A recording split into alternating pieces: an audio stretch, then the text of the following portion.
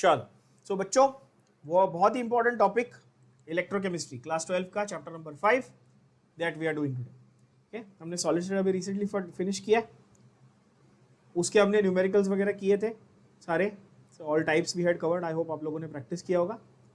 अब हम लोग जा रहे हैं नेक्स्ट जो टॉपिक है उसके ऊपर, दैट इज इलेक्ट्रोकेमिस्ट्री।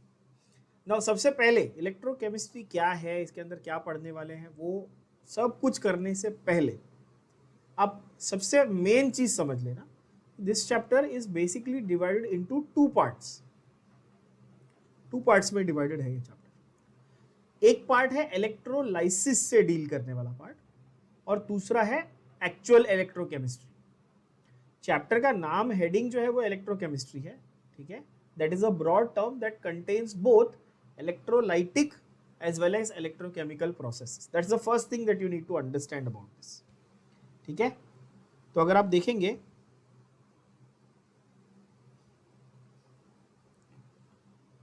पहला जो कॉन्सेप्ट आपको समझ लेना, और बहुत सिंपल और बहुत इंपॉर्टेंट कॉन्सेप्ट है। अगर मैं बोलूं एनर्जी के फॉर्म्स, तो आपको पता है कि एनर्जी के फॉर्म्स बहुत सारे, हीट, केमिकल, मैकेनिकल, थर्मल, ये तो फिजिक्स में आपने किया है, सबने किया है ना, सबको पता है ना, राइट। एनर्जी के फॉर्म्स अगर मैं यहां पर बोलूं, दो मेजर फॉर्म जो हम लोग डील करने वाले हैं वो है केमिकल और इलेक्ट्रिकल। कौन से? Chemical and electrical. इस चैप्टर में हम लोग एनर्जी के ये दो फॉर्म से डील करने वाले हैं, पहली बात ये समझ लो, ठीक है। इसमें कोई किसी को कंफ्यूजन नहीं होना चाहिए that here we are going to talk only and only about which two forms of energy, chemical and electrical। पहली तो ये क्लियर। दूसरा, how this conversion is going to take place, ठीक है। जो ये कन्वर्जन है इलेक्ट्रिकल और केमिकल का, इंटर कन्वर्जन, ये जब होता है तो हम लोग इलेक्ट्रोकेमिस्ट्री बोलते हैं, ठीक है। तो इलेक्ट्रोकेमिस्ट्री, इसमें अपन दो चीजों को स्टडी करेंगे।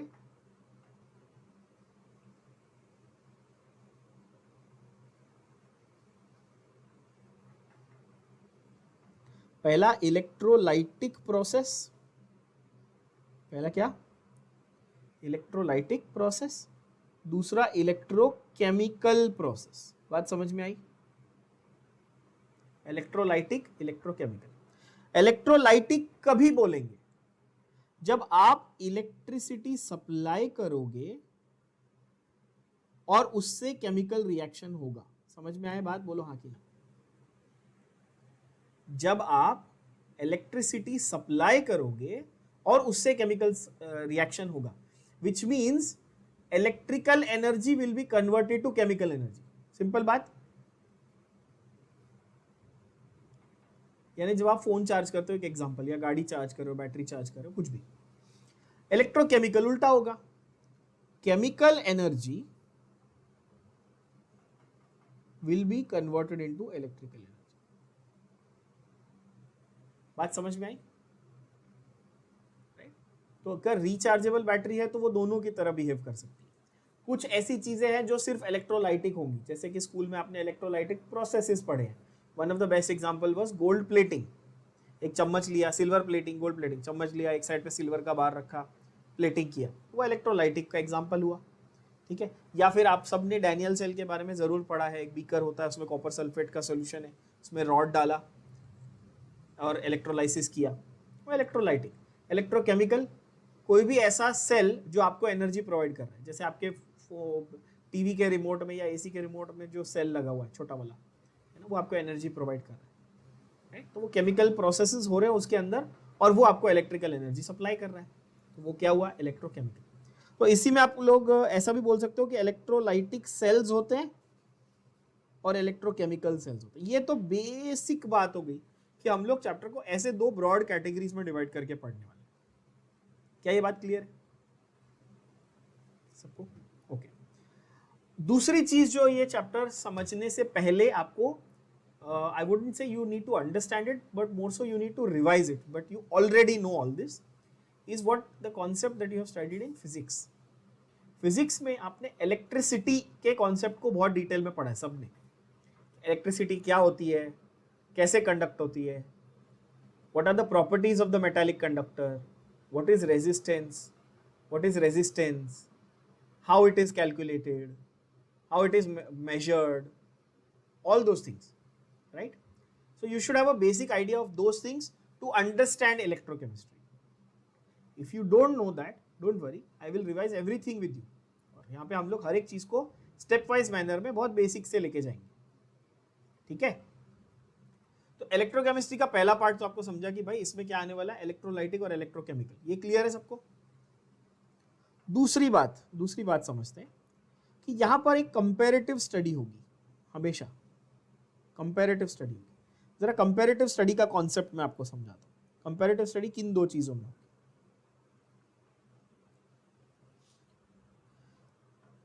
कंपैरेटिव स्टडी होगी फिजिक्स का जो इलेक्ट्रिसिटी का कॉन्सेप्ट है और केमिस्ट्री का जो इलेक्ट्रिसिटी का कॉन्सेप्ट है उसमें। सो comparison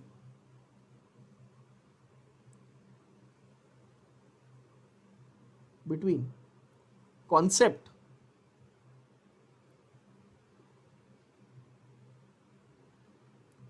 of electricity between physics and chemistry। क्या ये बात समझी?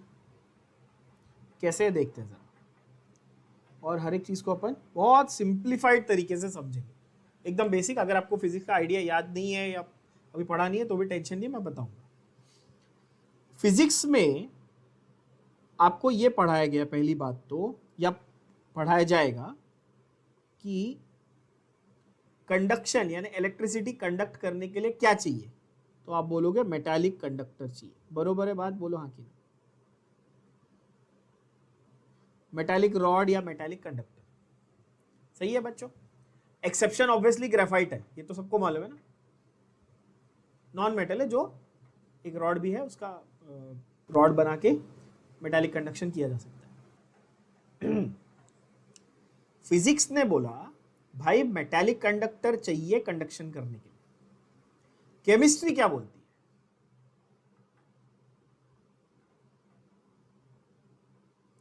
केमिस्ट्री बोलता है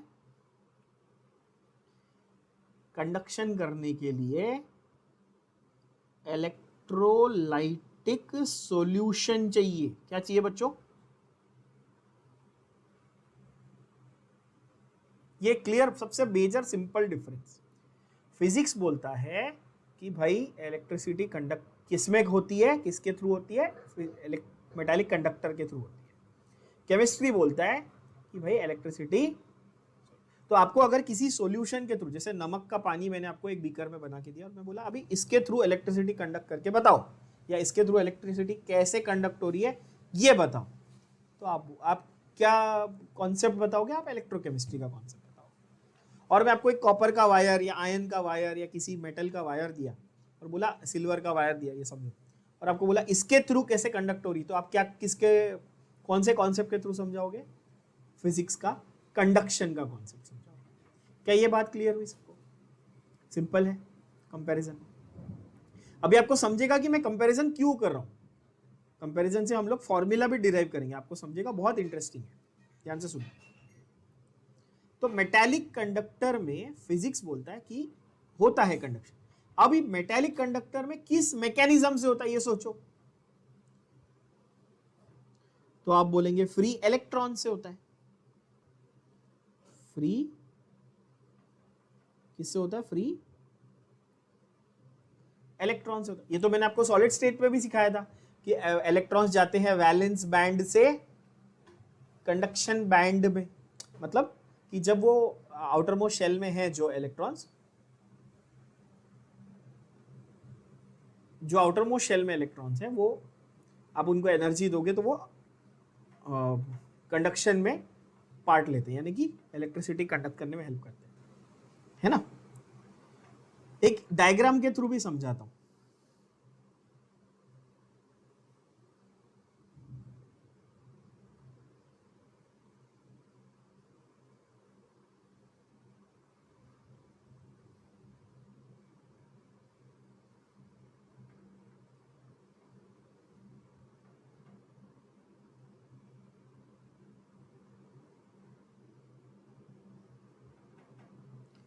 डायग्राम के थ्रू देखो। अब ये मेटालिक कंडक्टर है आपके पास, इसमें अगर फ्री इलेक्ट्रॉन्स हैं,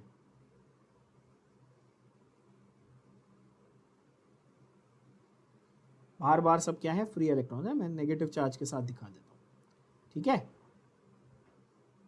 ये तो मैंने आपको सॉलिड स्टेट में भी पढ़ाया था कि कोई भी मेटल है उसमें क्या होता है, कोर में मेटल के आयन्स होते हैं और बाहर होते हैं सी ऑफ इलेक्ट्रॉन्स, है ना, ये भी किया था ना हमने बच्चों। तो आप अगर देखो,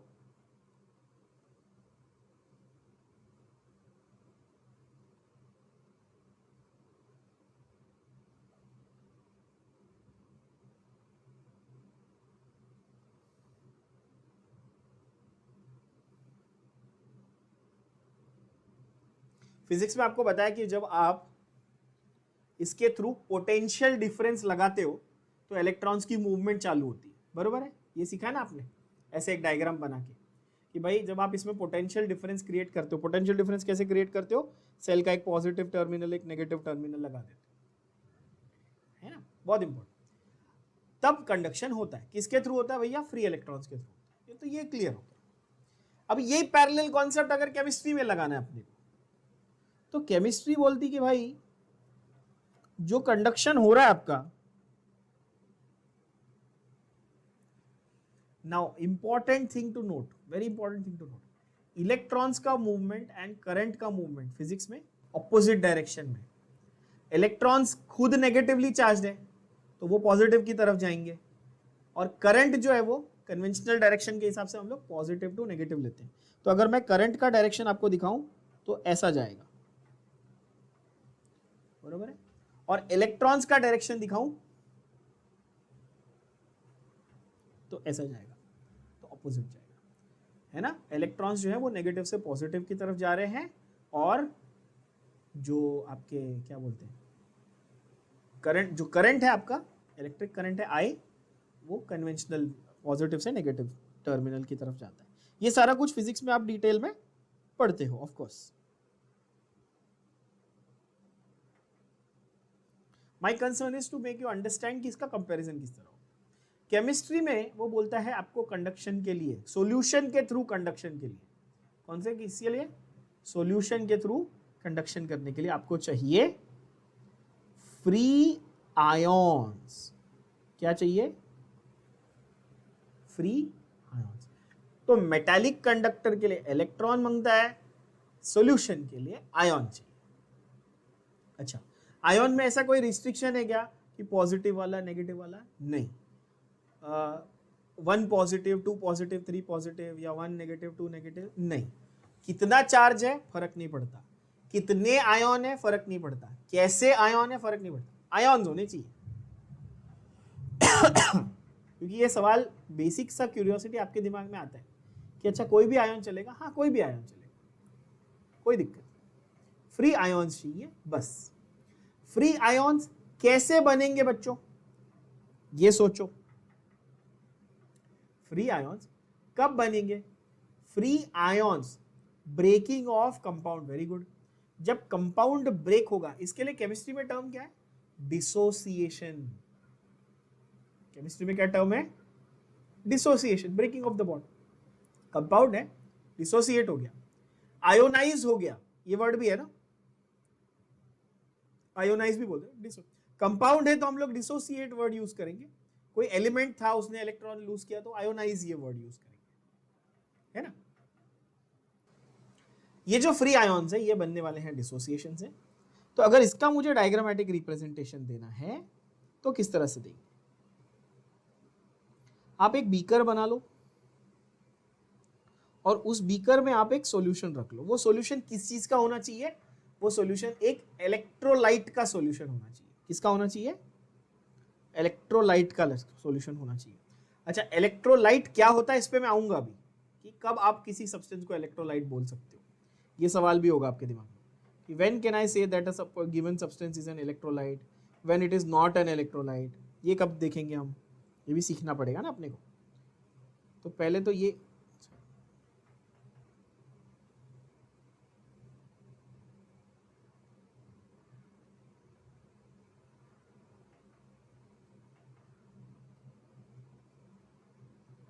so first you will draw the electrodes here in the beaker with the solution, right?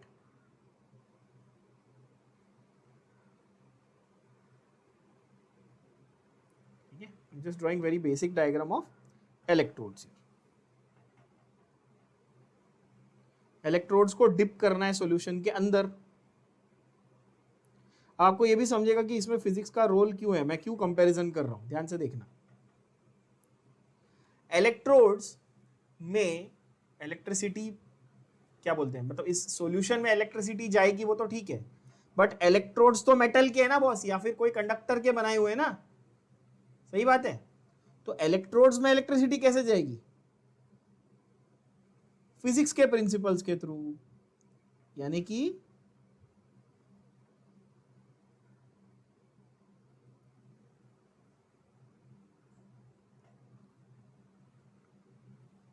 Right. So the idea is simple here कि भाई फिजिक्स तो बोलता है कि आपने बाहर से पोटेंशियल डिफरेंस लगाया, बीच में मेटल रख दिया तो सर्किट कंप्लीट हो गया. यहां पर पूरा फंडा सर्किट कंप्लीशन का है. तो जब बीकर है, नीचे लिक्विड है, तो सर्किट कौन कंप्लीट कर रहा है.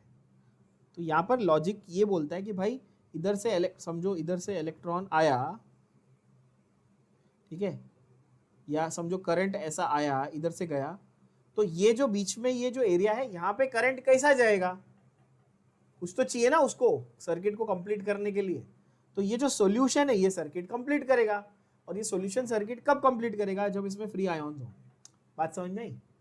तो सॉल्यूशन की जो हिस्सेदारी है कंडक्शन में वो केमिस्ट्री को मिली, और जो कंडक्टर की हिस्सेदारी है इलेक्ट्रिसिटी कंडक्ट करने में वो फिजिक्स को मिली.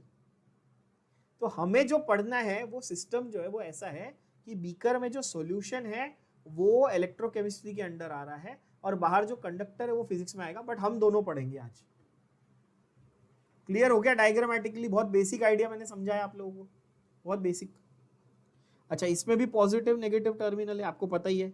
जो लंबी लाइन है वो पॉजिटिव टर्मिनल है, जो छोटी वाली लाइन है वो नेगेटिव टर्मिनल है. सबको समझ में आता ही है, बहुत बेसिक चीज. अच्छा,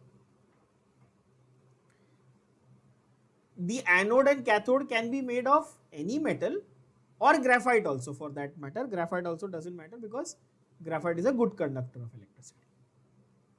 Okay, now the third important point. So two important points you got, the major ones. That was कि भाई किसके थ्रू हो रहा है और किस मैकेनिज्म के थ्रू हो रहा है, फ्री इलेक्ट्रॉन्स फ्री आयॉन्स, यहां तक क्लियर. तीसरा, अब आते थोड़े से हमारे लॉज और इक्वेशंस में. बहुत बेसिक चीज, अगेन ध्यान से सुनो. जब मैं कंडक्टर की बात कर रहा हूं, जब मैं मेटालिक कंडक्टर की बात कर रहा हूं, तो इसमें आप अप्लाई करते हो Ohm's law. Ohm's law apply करते हो, सबको आता है ओम्स लॉ. बेसिक सबने स्कूल में भी पढ़ा है या अपने 12th में भी पढ़ा ही है. यहां पर ये ओम्स लॉ बोलता है V is equal to I R. Yes, यानी V by I is equal to R. ठीक है. अब ये जो R है ये क्या है, R है रेजिस्टेंस, R है रेजिस्टेंस. ये कॉन्सेप्ट समझना, कॉन्सेप्ट बहुत इंपॉर्टेंट है बच्चों. रेजिस्टेंस, ये वर्ड का मतलब क्या है इंग्लिश में, पहले ये बताओ. ऑब्स्ट्रक्शन, किसी चीज को रेजिस्ट करना. जैसे मंगल पांडे ने ब्रिटिशर्स के अगेंस्ट रेजिस्टेंस किया था, है ना, हमारे देश में आजादी के लिए, वैसे यहाँ रेजिस्टेंस है. तो रेजिस्टेंस कंडक्शन के लिए अच्छा है कि बुरा है, पहले ये सोचो. इज इट गुड और bad? Of course it's bad. Why? Because it is trying to resist the movement of electrons. Logical बात. कोई आपको बोले रेजिस्टेंस क्या है, ये सिंपल भाषा में समझाओ, तो कैसे समझाओगे? तो मेटल के जो एटम्स हैं, मेटल के जो पार्टिकल्स हैं, उनके पास अपनी एक काइनेटिक एनर्जी और वाइब्रेशनल एनर्जी है. तो ये कंडक्टर है, ये रॉड है, ये कंडक्टर है. उसमें मेटल के एटम्स या आयॉन्स जो भी अंदर हैं वो ऐसे ऐसे वाइब्रेट कर रहे हैं. क्या कर रहे हैं? ऐसे ऐसे स्लोली, धीरे धीरे धीरे धीरे वाइब्रेट कर रहे हैं. ये रहा इलेक्ट्रॉन. इलेक्ट्रॉन वो तुम जब मारियो खेलते थे ना बचपन में, गेम, वीडियो गेम में, वो ऐसे इधर से ऐसा आग का गोला आया और मारियो ने ऐसा जंप मारा, बस इलेक्ट्रॉन वही है, मारियो है, ये इधर से ऐसे ये ऐसे वाइब्रेट हो रहा है और इलेक्ट्रॉन जा रहा है, ये वाइब्रेट हो रहा है, इलेक्ट्रॉन जा रहा है। जब ये स्लो स्लो वाइब्रेट होगा तो इलेक्ट्रॉन आसानी से जाएगा, तो आसानी से कंडक्शन होगा, रेजिस्टेंस कम होगा। सब सोच पा रहे हो है कि नहीं?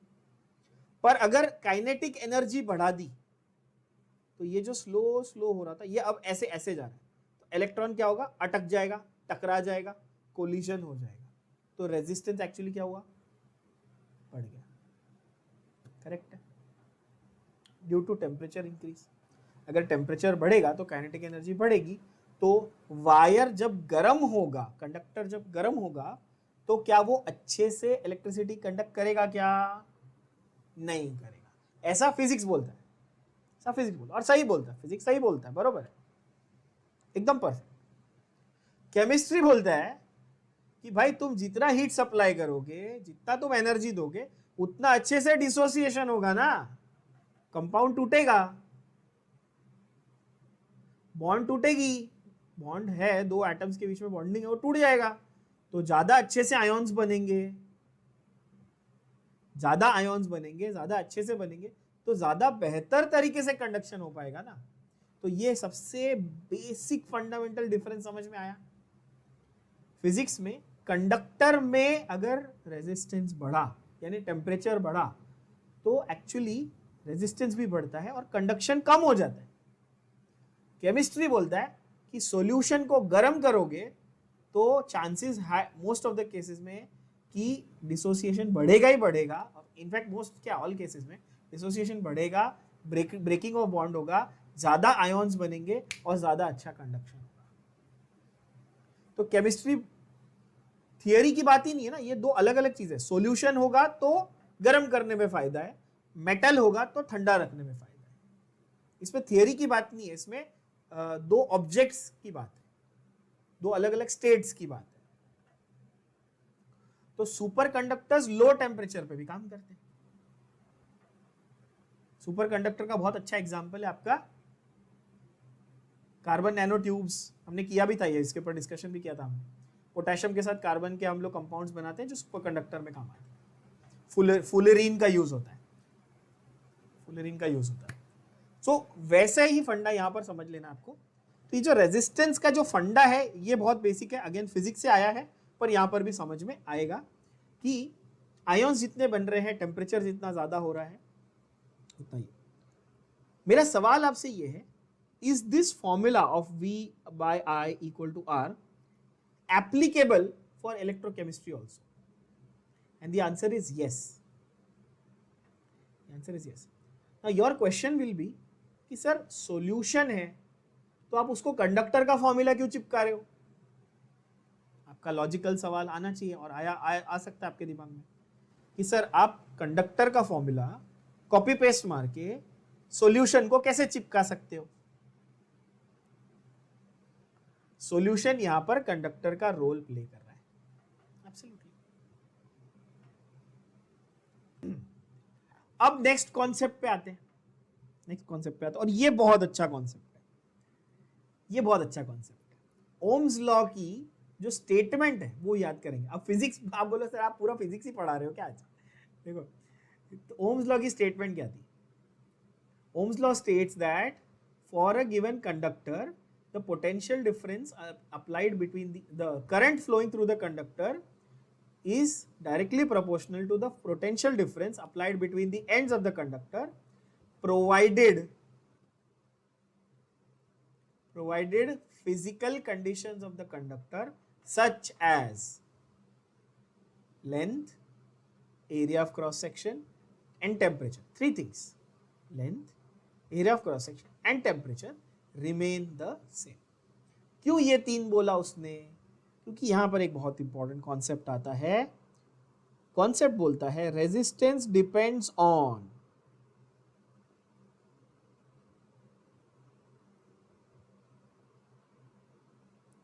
Temperature, length and area. Temperature से लेना देना है, टेम्परेचर से लेना देना है, लेंथ से लेना देना है, एरिया से लेना देना है। अच्छा, तो आप बोलोगे ठीक है भाई, क्या लेना देना है, तो ये नया इक्वेशन बनता है। ध्यान से सुनना और समझना please. Resistance is proportional to L by A, यानी कि किसी भी वायर का रेजिस्टेंस उसके लेंथ से डायरेक्टली प्रोपोर्शनल होता है और उसके एरिया ऑफ क्रॉस सेक्शन से इनवर्सली प्रोपोर्शनल होता है। एरिया ऑफ क्रॉस सेक्शन समझते हो ना, ये साइड का, ये जो गोल है ना, ये एरिया ऑफ क्रॉस सेक्शन, ये लेंथ, ठीक है, ये जो है ये लेंथ हो गई पूरी, और ये हो गई आपकी एरिया ऑफ क्रॉस सेक्शन, है ना। काट मतलब इसको काटूंगा नहीं, बहुत महंगी पड़ेगी मेरे को, but area of cross section, length and area of cross section, that is R is equal or proportional to L by A. So obviously you have to introduce a constant. Now what is that constant? Is equal to rho L by A.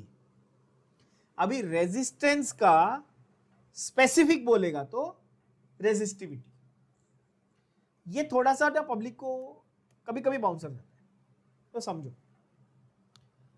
Copper, iron, silver, gold, ऐसे अलग अलग metal है, हर metal की कुछ एक inherent resistivity है। क्या है? कुछ एक इनहेरेंट रेजिस्टिविटी, कि भाई इस मेटल का 1 मीटर लंबा वायर और 1 मीटर स्क्वायर का अगर क्रॉस सेक्शनल एरिया वाला वायर मैं लेता हूं स्टैंडर्ड यूनिट्स में, तो उस वायर की, उस फिक्स लेंथ और फिक्स्ड एरिया वायर की जो रेजिस्टेंस वैल्यू होगी, उसको मैं उस मेटल का स्पेसिफिक रेजिस्टिविटी मानूंगा।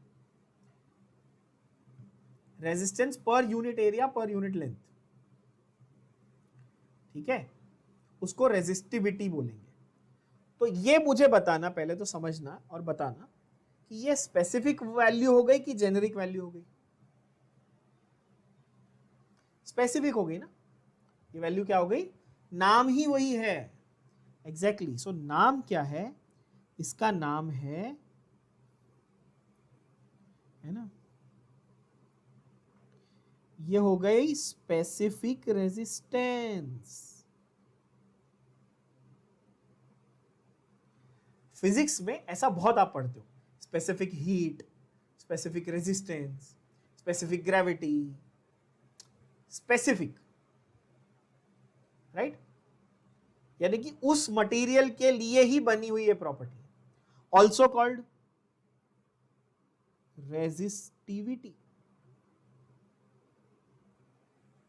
तो आप बोलेंगे ठीक है भाई, यहां तक तो क्लियर हो गया।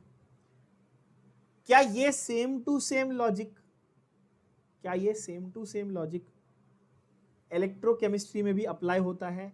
The surprising answer is yes. बोलोगे फिर सर डिफरेंस कहाँ है? डिफरेंस आएगा ना, रुको बताएंगे,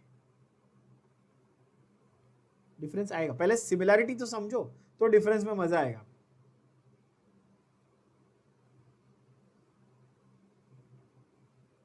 रो L by A, where rho is specific resistance. ठीक है, यहां तक सबको क्लियर हो गया? किसी को कोई डाउट है? रेजिस्टिविटी तक हम लोग आ गए, ठीक है। सो रेजिस्टेंस का स्पेसिफिक हिस्सा रेजिस्टिविटी। अब नेक्स्ट कॉन्सेप्ट पे आते हैं, रेजिस्टेंस का उल्टा, रेजिस्टेंस का रेसिप्रोकल इज कंडक्टेंस। क्या है उसका सिंबल? उसका सिंबल है G, G, capital G, that is conductance. Again, is this applicable to a electrochemical or conductance? यहां पे भी, ठीक है। अगर resistance rho L by A है, तो कंडक्टेंस 1 बाय आर है ना, तो उल्टा करके देखो, ए अपॉन रो एल हो जाएगा। कितना इंटरेस्टिंग है ये, देखो। तो मैं जी को ऐसा लिखूंगा ना, 1 upon rho into A by L, बरोबर है बच्चों?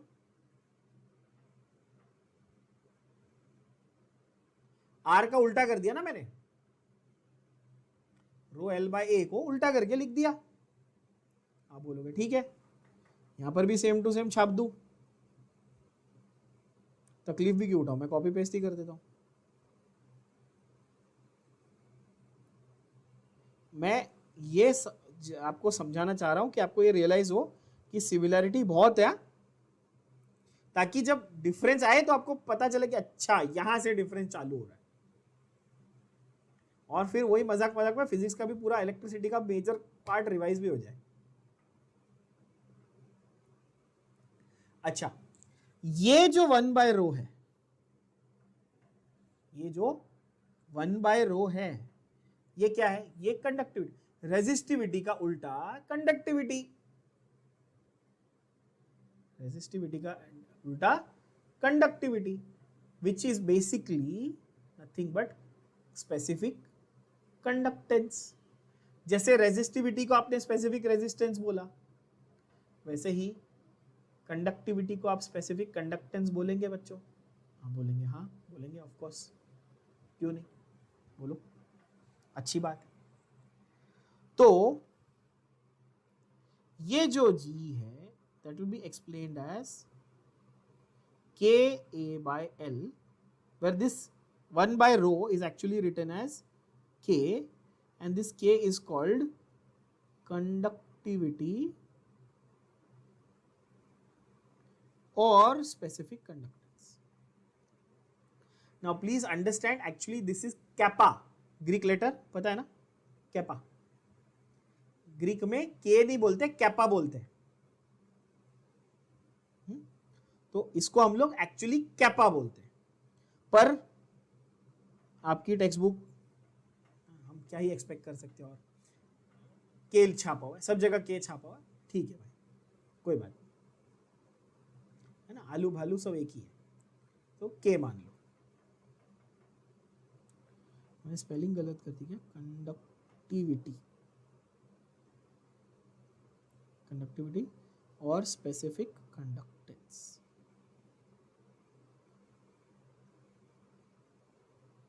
क्लियर? अगेन ये एज इट इज लिख सकते हैं अपन,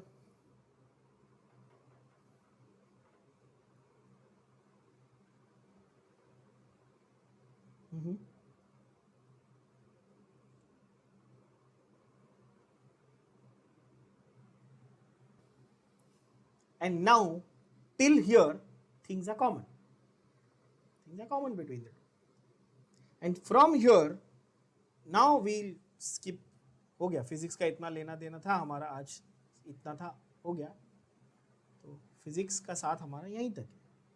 आगे हम बढ़ेंगे केमिस्ट्री को लेकर। लास्ट चीज जो हमने अभी यहां पर डिस्कस की, जो मेन थी, वो क्या थी? कैपा, यानी कि कंडक्टिविटी। ये कंडक्टिविटी किसकी कंडक्टिविटी थी? मतलब नॉर्मली किसके लिए अप्लाई करते हो? मेटालिक कंडक्टर के लिए या कंडक्टर के लिए अप्लाई करते हो। अब सवाल ये है, और बहुत इंपॉर्टेंट सवाल है, बहुत वेरी इंपॉर्टेंट क्वेश्चन, इसको एज इट इज उठा के हम सॉल्यूशन के लिए कैसे अप्लाई कर सकते हैं? The question should come into your mind कि सर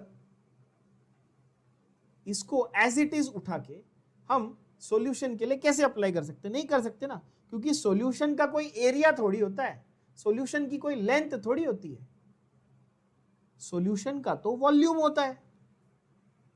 लॉजिकल बात बोल रहा हूं, एक सॉल्यूशन है मेरे पास जो कंडक्शन करने वाला है, तो उसकी क्या प्रॉपर्टी होती है? उसकी तो वॉल्यूम होती है ना, उसका एरिया थोड़ी होता है, उसका लेंथ थोड़ी होता है। तो सवाल ये आएगा कि can I just take the concept of conductivity, paste it here and say okay done, हो गया काम? नहीं, I have to make modifications to this equation to be able to use this for a solution or for an electrolytic solution, right? So now we go, and very important line I am saying, pay very close attention to this line. So now we are going from the concept of conductivity to the concept of molar conductivity. ध्यान से सुनना, फिर से सुनना, क्या बोला मैंने? Now we are going from the concept of conductivity to the concept of molar conductivity. Now, why are we going there?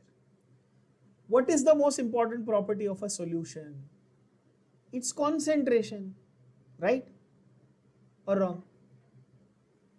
हम लोग सॉल्यूशन की कौन सी प्रॉपर्टी को इंपॉर्टेंट मानते हैं? उसकी कॉन्सेंट्रेशन को, है कि नहीं? हमने मोलैरिटी, नॉर्मेलिटी, फॉर्मेलिटी कितनी सारी टी कर दी, क्योंकि कॉन्सेंट्रेशन जानने के लिए। मोल रेशियो निकाला, मोल फ्रैक्शन निकाला, सब किया ना हमने। क्यों किया? क्योंकि सॉल्यूशन की क्या जाननी है? कॉन्सेंट्रेशन जाननी है कि नहीं? तो सॉल्यूशन की सबसे इंपॉर्टेंट प्रॉपर्टी क्या हुई बॉस? उसका कॉन्सेंट्रेशन हुआ, यस और नो? तो उसकी जो कंडक्टिविटी है उसको, सॉल्यूशन की जो कंडक्टिविटी है उसको सॉल्यूशन की कॉन्सेंट्रेशन से रिलेट करना, that is molar conductivity. Molar word कहां से आया? मोलैरिटी से आया सर। लॉजिकल बात है। मोलैरिटी और मोलालिटी किया है ना सबने, अपन ने सॉल्व किया है।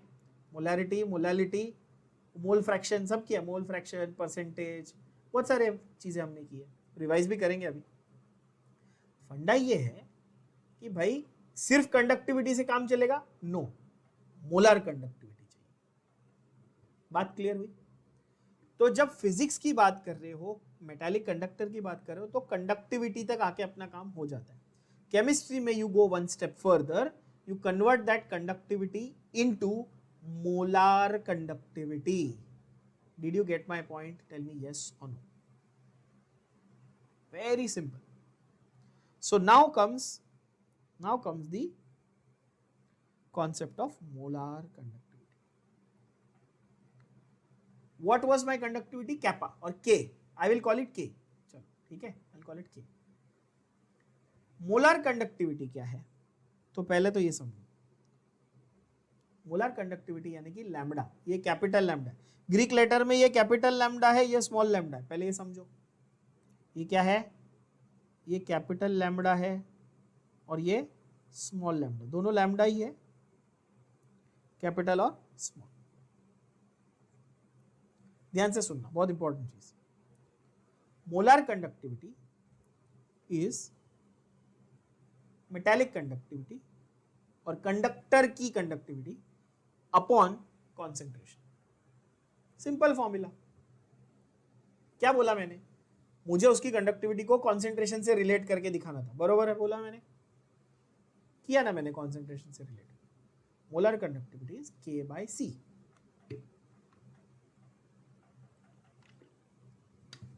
अब यहां पर इंपॉर्टेंट कॉन्सेप्ट आता है कि सर कॉन्सेंट्रेशन, ये वर्ड के तो बहुत सारे मीनिंग है। मोलैरिटी भी हो सकता है, मोलैलिटी भी हो सकता है, मोल फ्रैक्शन भी हो सकता है, बहुत कुछ हो सकता है ना। कौन सा वाला यूज करेंगे? तो आपको हिंट देता हूं, इसका नाम सिर्फ कंडक्टिविटी नहीं है, इसका नाम है मोलार कंडक्टिविटी।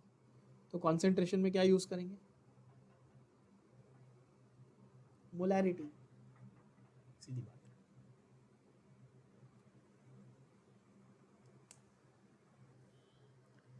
यानी कि capital lambda. Now why I am saying capital lambda again and again, you will understand. Capital lambda, that is molar conductivity, is equal to K/C। बोलोगे ठीक है, मतलब मैंने उसको कॉन्सेंट्रेशन के टर्म को अभी ला दिया, अभी इंट्रोड्यूस कर दिया मैंने। अभी तक मैं सिर्फ कंडक्टिविटी की बात कर रहा था, अब मैंने कॉन्सेंट्रेशन के टर्म को भी इंट्रोड्यूस कर दिया इसमें। यस? तो अब मेरा जो फंडा था कि भाई इसको केमिस्ट्री से जोड़ना था, इसको सॉल्यूशन से जोड़ना था, ये मेरा फंडा क्लियर हो गया। अब आते हैं जरा नेक्स्ट स्टेप पे। नेक्स्ट स्टेप पे आते हैं, ये भी बड़ा इंटरेस्टिंग है। और ये स्टेप समझने के लिए आपको ये समझना जरूरी है कि sir we will reach molar conductivity only when we know the conductivity. हमको के नहीं पता तो हम लैम्बडा पे नहीं जा सकते ना, बरोबर बोल रहा हूं? सही बात है। लैम्बडा जानने के लिए के जानना है, आप बोलोगे हाँ, और के जानने के लिए एरिया और लेंथ जानना है। फिर वहीं आके अटक गए कि भाई सॉल्यूशन की लेंथ थोड़ी होती है, एरिया थोड़ी होता है कि नहीं? तो आते हैं और एक इंटरेस्टिंग कॉन्सेप्ट। देखो मैं आपको स्टेप बाय स्टेप लेके जा रहा हूं ताकि आपको समझे कि अच्छा यहां ये चाहिए था, कैसे निकाला। रटने की जरूरत नहीं है, रट्टा मत मारो, समझो।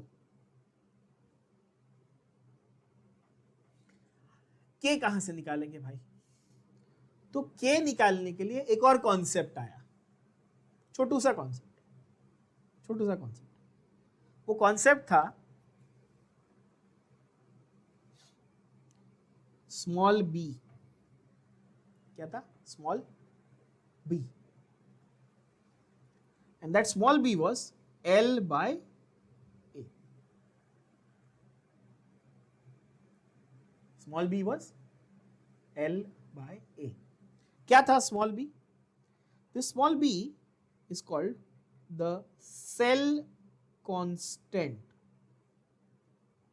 We call it the cell constant. अब ये देखना कितना ब्रिलियंट आइडिया है अगर आप इसको सोचो। थिंक ऑफ इट दिस वे।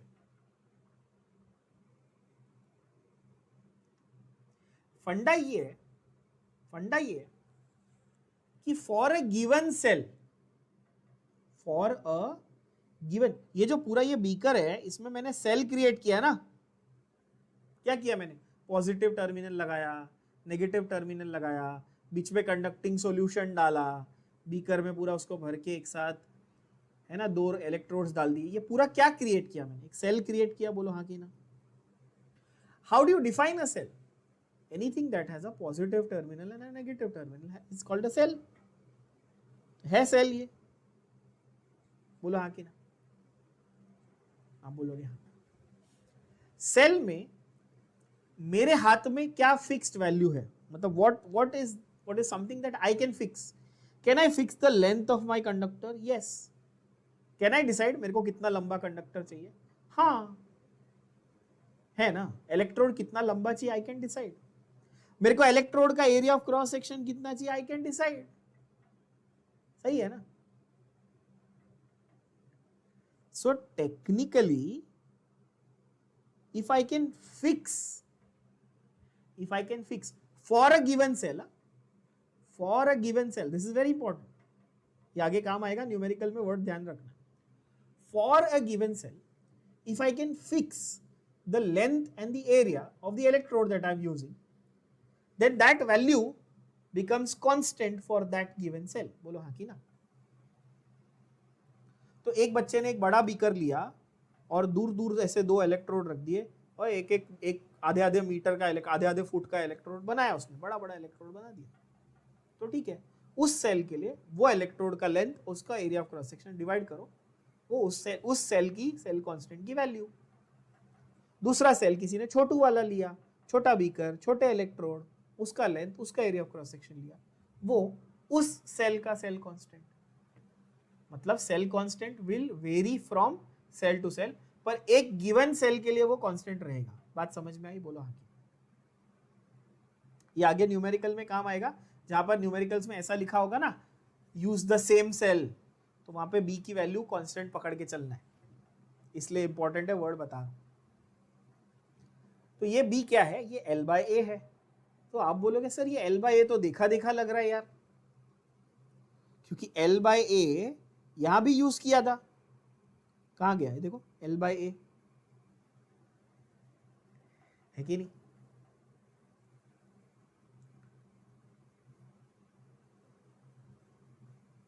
है ना बच्चों? सो अगर ये L by A को मैं B से रिप्लेस कर दूं, L by A को मैं B से रिप्लेस कर दूं, तो कैन आई से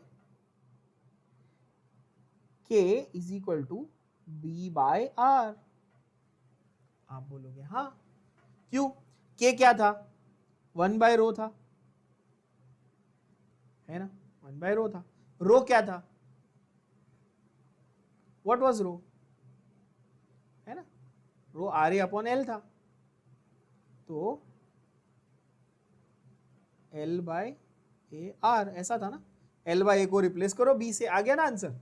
बोलो हाँ कि ना? तो K is equal to B by are.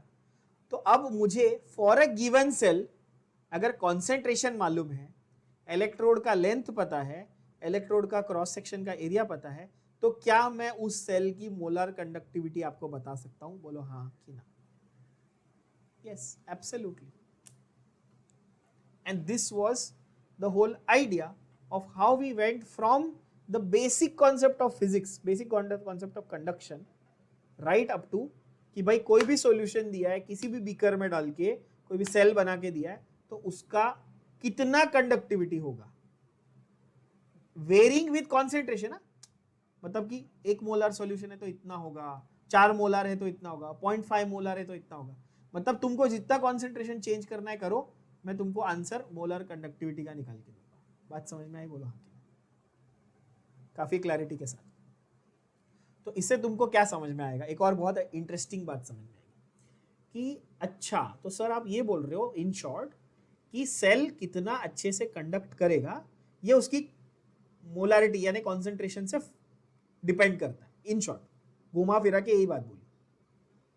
इससे तुमको कॉन्सेप्ट प्रैक्टिकली क्या समझ में आया कि इसीलिए तुम्हारा जो रिमोट का सेल होता है, छोटा वाला पेंसिल सेल, वो एक टाइम के बाद काम करना बंद कर देता है। क्यों? क्योंकि उसके अंदर के केमिकल्स रोज यूज हो रहे हैं। जितनी बार तुम बटन दबाते हो, है ना, जितनी बार बटन प्रेस कर रहे हो, उतनी बार क्या हो रहा है, वो इलेक्ट्रिसिटी यूज हो रही है, बरोबर है? तो जितनी बार वो इलेक्ट्रिसिटी यूज हो रही है, अंदर के केमिकल्स क्या हो रहे हैं, यूज अप हो रहे हैं, केमिकल रिएक्शन होते होते, तो उनकी कॉन्सेंट्रेशन क्या हो रही है, कम हो रही है। तो एक टाइम के बाद कॉन्सेंट्रेशन एकदम खराब हो जाएगी, खत्म हो जाएगी, तो बचेगा ही नहीं कुछ रिएक्ट करने के लिए, तो इलेक्ट्रिसिटी नहीं करेगा। तो तुम्हारे साथ ये होता है ना कि वो रिमोट नहीं चल रहा, तो तुम, ये इंडियन स्टाइल है अपना, अपन ऐसा ऐसा करते हैं 2-3 बार, उसको मारते हैं, फिर थोड़ा थोड़ा चलता है, तो कुछ केमिकल्स 2-4 मॉलिक्यूल बचे हो थोड़े लीक होते हैं। तो अपन ऐसे मारते हैं ना, तो जो थोड़े बहुत मॉलिक्यूल्स कहीं बच गए होंगे वो थोड़े से लीक होते हैं, फिर वो चलता है थोड़ा थोड़ा, फिर वापिस 2। तो ये फंडा 100% आपको ये समझ में आ गया कि अच्छा यहाँ पर कंडक्टिविटी, मैंने शुरुआत से आपको बताया कि भाई मेटालिक कंडक्टर और सॉल्यूशन में कंपैरिजन करते करते we have reached the point where we can define molar conductivity for a given cell depending on whatever the solution is and whatever the concentration of the solution is. ठीक है? Also when we do it in the, अभी textbook में हम लोग जब उसको marking करेंगे तो हम लोग ये नोटिस करेंगे कि यहां पर आपको 1000 का फैक्टर भी दिया हुआ है। अब वो भी क्यों दिया मैं समझाता हूं।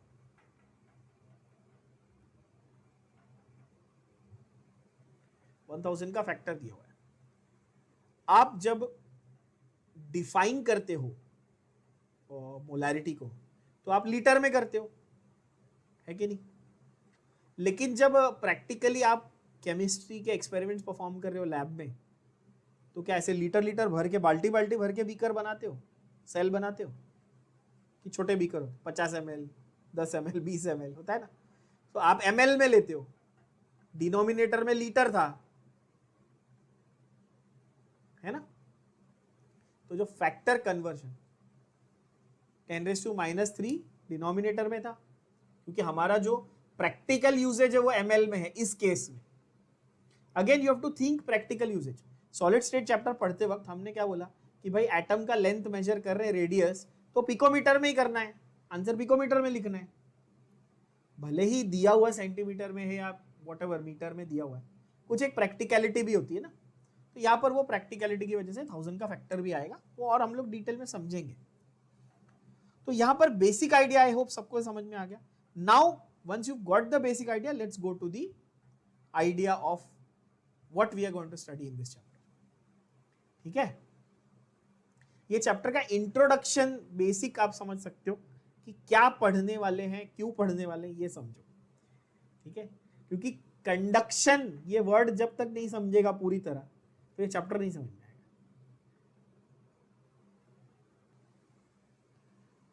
सबसे पहला लाइन,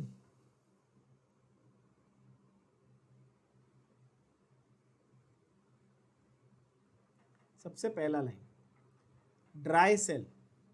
तो ये ड्राई सेल क्या है? Dry cell is used to power our electronic equipments. Dry cell is सूखा सेल, जिसको आप लोग बोलते हो पेंसिल सेल। पेंसिल सेल बोलते हो, पता है ना? ये जो आती है ना, ये एवर रेडी की बैटरी है ना, छोटी वाली, आप लोग डबल ए या ट्रिपल ए बैटरीज बोलते हो। बैटरी गलत वर्ड है। सेल और बैटरी में क्या फर्क है, ये भी पता होना चाहिए आपको। क्या डिफरेंस है सेल और बैटरी में?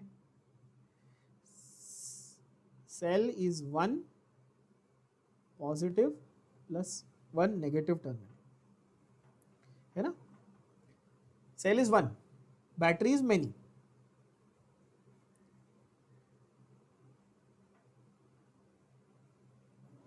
एक पॉजिटिव और एक नेगेटिव टर्मिनल हुआ तो सेल, और बहुत सारे सेल्स लगा दिए तो बैटरी।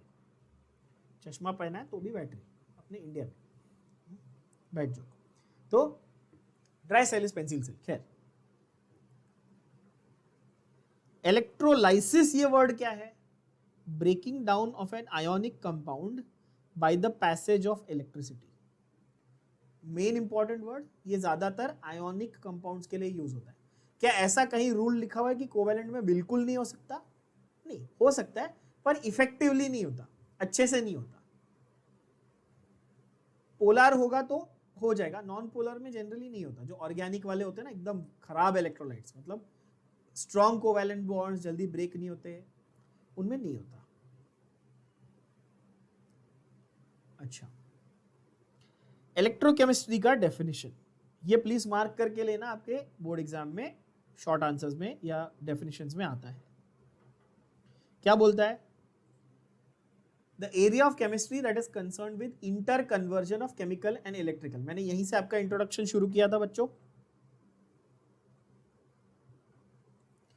कि भाई electrical to chemical, chemical to electrical कहां होगा। हर एक वर्ड आपको यहां पर जो जो मैंने अभी समझाया पूरा इतने देर में, आपको एक एक वर्ड देखने मिलेगा और समझ में आएगा, डोंट वरी। देखो, also deals with resistance conductance, ठीक है। Also deals with ionization, yes.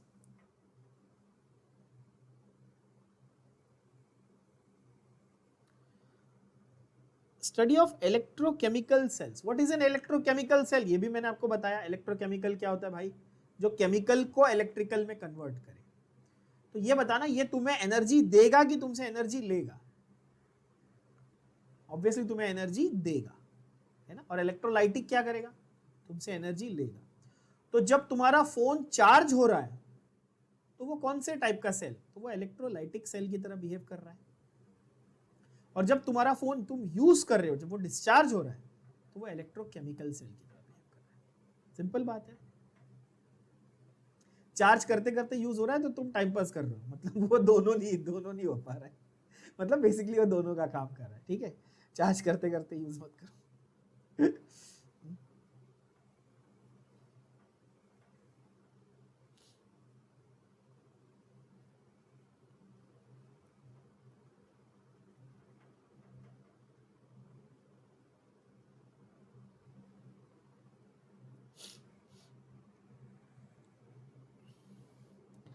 Electro refining for purification of metals, electroplating for coating of one metal on the surface of the other are all electrochemical processes.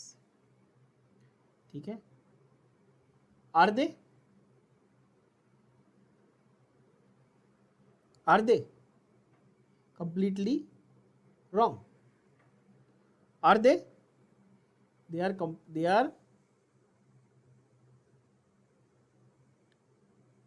electrolytic. आप जब electroplating करते हो तो आपको लगाना पड़ता है सॉकेट में प्लग, एनर्जी सप्लाई करनी पड़ती है।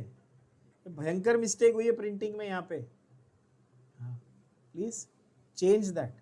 दे are electrolytic processes boss, right. अच्छा, क्लास 11 में हमने रेडॉक्स रिएक्शंस डिटेल में किए थे बच्चों। हमने बहुत सारी उसकी बैलेंसिंग की techniques, oxidation number method, half electron method, half reaction method, बहुत सारे किए थे। रेडॉक्स रिएक्शन जब हो रहा है एक सेल के अंदर, तो उससे एनर्जी जनरेट हो रही है। these processes are carried out in an electrochemical cells, and obviously they will generate electricity by chemical reaction. Yes, very important line here. जो करंट रिसर्च है हमारा इलेक्ट्रोकेमिस्ट्री में वो फोकस्ड है on the design of fuel sales. किसके ऊपर design based है? Fuel cells. You will please write here, they are called, generally we call them hydrogen oxygen fuel cells.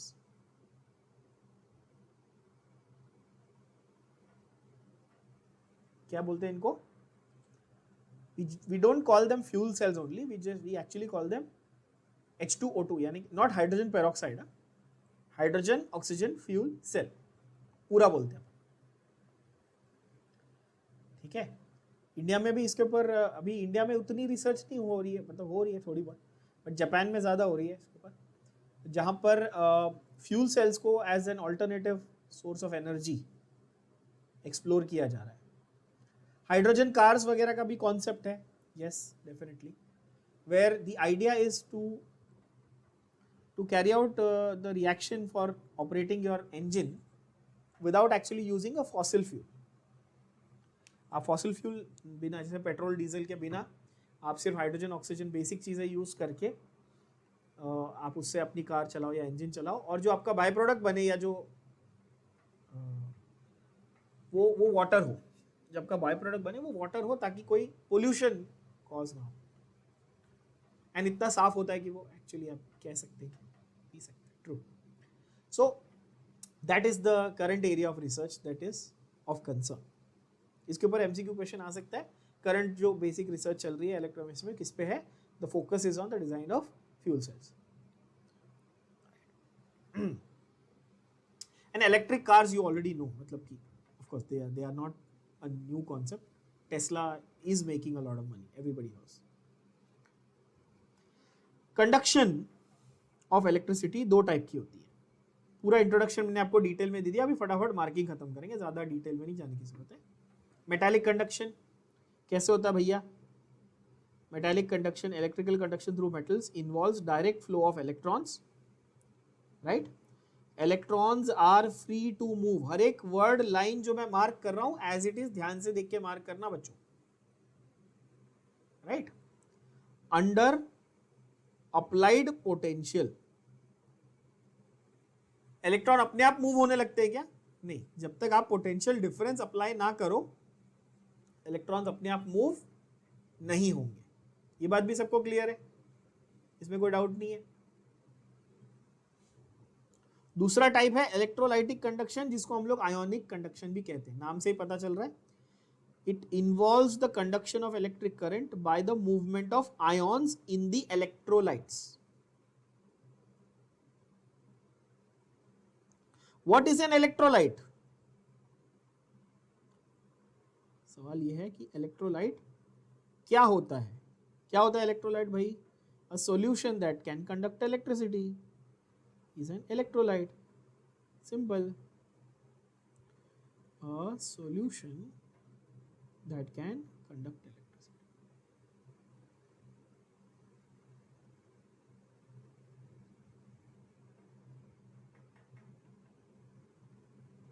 बहुत लोग बोलेंगे सर सॉल्यूशन वर्ड गलत है, एक्चुअली आपको फ्लूइड लिखना चाहिए. ठीक है, फ्लूइड भी लिख सकते हो, यानी कि सिर्फ आपने NaCl लिया, फॉर एग्जांपल नमक लिया, और उसको मेल्ट कर दिया, उसके क्रिस्टल लैटिस को इतना हीट किया आपने कि वो मेल्ट हो गया. पानी नहीं डाला, सॉल्यूशन नहीं बनाया, मेल्ट कर दिया, तो भी वो कंडक्ट करेगा. तो जरूरी नहीं वर्ड सॉल्यूशन, आप मोल्टन फॉर्म भी बोल सकते. ठीक है ना? देखो यहाँ पे लिखा हुआ है मोल्टन इलेक्ट्रोलाइट्स और एक्वस सॉल्यूशन. हर एक वर्ड हम लोग डिटेल में डिस्कस करें. ठीक है? सो मोल्टेन फॉर्म या एक्वस सॉल्यूशन. एक्वस मतलब पानी में सॉल्यूशन. अच्छा, जरूरी नहीं कि सिर्फ पानी में, और भी हो सकते हैं, but again we are talking about the most common ones. Most commonly you will take aqueous solution. Universal solvent है पानी. कौन से ऐसे सब्सटेंस है? How do I decide? How do I decide means how will you decide कि भाई ये x substance दिया है, ये इलेक्ट्रिसिटी कंडक्ट करेगा कि नहीं करेगा. मैं आपको रैंडमली उठा के दे दूं, अच्छा ये लो सल्फ्यूरिक एसिड, बताओ इलेक्ट्रिसिटी कंडक्ट करेगा कि नहीं करेगा? आप कंफ्यूज हो जाओगे, सोचोगे करेगा नहीं करेगा, कैसे डिसाइड करेंगे? तो कुछ उसके लिए स्टैंडर्ड रूल्स है। क्या रूल्स है स्टैंडर्ड? कि भाई पहली बात तो कोई भी आयोनिक सॉल्ट, कोई भी आयोनिक सॉल्ट डेफिनेटली करेगा। स्ट्रॉन्ग और वीक एसिड्स या बेसिस, इनऑर्गेनिक वाले, वेरी इंपॉर्टेंट ना, इनऑर्गेनिक वाले, sulphuric acid, nitric acid, phosphoric acid, carbonic acid, strong हो या वीक हो, हाइड्रोक्लोरिक एसिड, ठीक है, या NaOH, KOH, CaOH ट्वाइस, कोई भी स्ट्रॉन्ग एसिड या स्ट्रॉन्ग बेस या वीक एसिड या वीक बेस, इनऑर्गेनिक वाले, ठीक है, वो सारे इलेक्ट्रिसिटी कंडक्ट करेंगे। कितनी करेंगे वो तो कॉन्सेंट्रेशन पे डिपेंड करेगा, टेम्परेचर पे डिपेंड, बहुत सारे फैक्टर पे डिपेंड करेगा, है ना? सही है। इलेक्ट्रिसिटी कंडक्ट करेंगे या नहीं ये आप क्लियरली बता सकते हो just by looking at the formula. Yes बच्चों,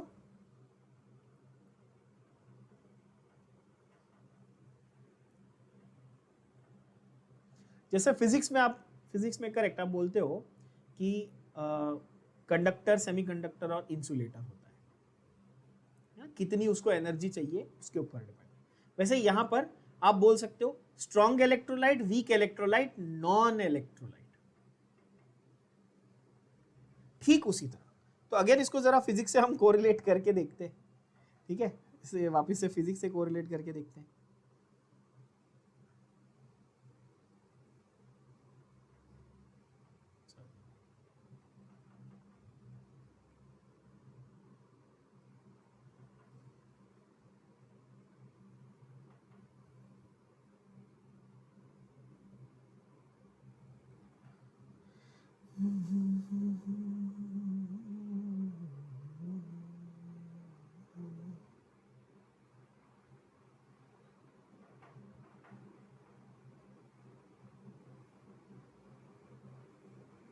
ओके, फिजिक्स बोलता है कंडक्टर, सेमीकंडक्टर और इंसुलेटर,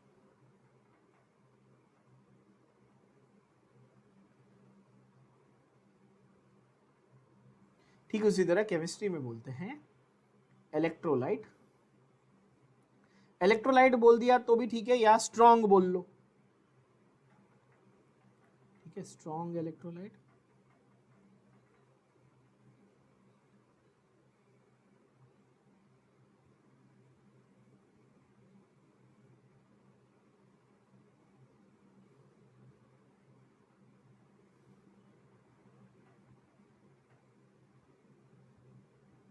एंड नॉन इलेक्ट्रोलाइट। यहां पर फंडा क्या वही है ना, effectiveness of conduction. Strong electrolyte बहुत इफेक्टिवली कंडक्शन करेगा, वीक वाला थोड़ा सा कच्चा पक्का। तो वो बल्ब वाला एक्सपेरिमेंट भी करते हैं, करेक्ट है ना, छोटा बल्ब लगाते हैं, वायर कनेक्ट करते हैं, बल्ब ऐसा फ्लटर हो रहा है तो वीक है, अच्छे से ग्लो कर रहा है, एकदम स्टेडी है, स्टेडी करंट है, it's more than the brightness, the idea is steady current. चालू हुआ ना बल्ब, चालू है तो स्ट्रॉन्ग, और नहीं हो रहा है तो non electrolyte. Obviously non electrolyte कौन से होंगे? जो ऑर्गेनिक कंपाउंड्स है, एक्सट्रीमली वीक, एक्सट्रीमली वीक मतलब, अच्छा when I say weak don't misunderstand that, they are weak electrolytes, मतलब they are extremely weak electrolyte, non electrolyte हो गए वो, इतने वीक है क्योंकि उनमें डिसोसिएशन नहीं होता, क्योंकि उनका बॉन्ड बहुत स्ट्रांग होता है, उनकी बॉन्ड एनर्जी बहुत हाई होती है, आयोनिक कैरेक्टर ज्यादा नहीं है ना, पोलैरिटी भी ज्यादा नहीं, कुछ ऐसे कंपाउंड जैसे हाइड्रोकार्बन वगैरह हो गए आपके, है ना, या कुछ बहुत ही पुअर ऑर्गेनिक एसिड्स, है ना, अल्कोहल वगैरह, वो भी एसिडिक होते हैं पर बहुत ही पुअर एसिडिक होते हैं, ज्यादा नहीं करते वो, पोलैरिटी होती है मामूली होती है। सो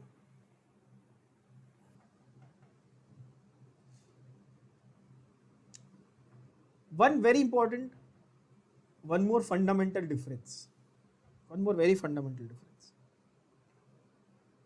फिजिक्स में जब मेटल के थ्रू कंडक्शन हो रहा है तो मेटल के पार्टिकल्स ट्रेवल कर रहे हैं कि सिर्फ इलेक्ट्रॉन्स ट्रेवल कर रहे हैं?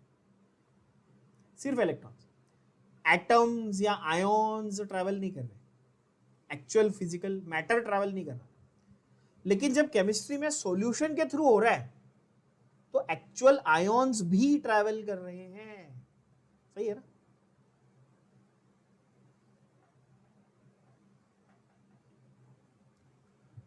Of course, and the common sense dictates, हम लोग बचपन से क्या पढ़ते आए, हम लोग वो इलेक्ट्रोप्लेटिंग, जिसके मैंने अभी एग्जांपल भी दिया, इलेक्ट्रोप्लेटिंग कि एक चम्मच रखा और चांदी रखी है ना, और फिर उसको ये किया, तो फिजिकली यू कैन सी, अरे सिल्वर इधर से इधर चला गया, तुमको दिख रहा है, अच्छा मैटर गया। ये सबसे बड़ा डिफरेंस हो गया ना, क्योंकि एक कॉपर का तुमने वायर लिया और कॉपर के वायर के थ्रू इलेक्ट्रिसिटी कंडक्ट की, वायर उधर का उधर ही है, वायर किधर नहीं गया है। लेकिन यहां क्या हुआ, यहां पर इलेक्ट्रोड ही कहीं ना कहीं ऐसा डिसॉल्व होकर यहां से वहां चला गया। बहुत सही चीज हुई ना।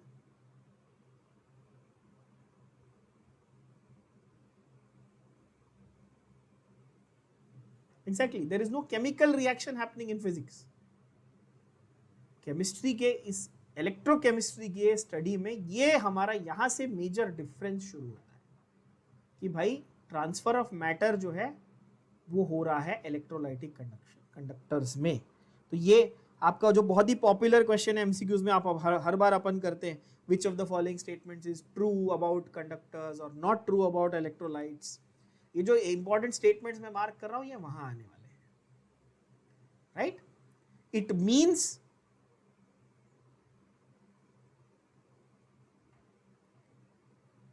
current through a conductor, correct, is accompanied by a chemical change always, right? तो जब भी हम इलेक्ट्रोकेमिस्ट्री की बात कर रहे हैं तो केमिकल चेंज होगा। ठीक है बच्चों, तो यहां तक तो आपका बेसिक जो स्टार्टिंग का पूरा पार्ट है वो हुआ।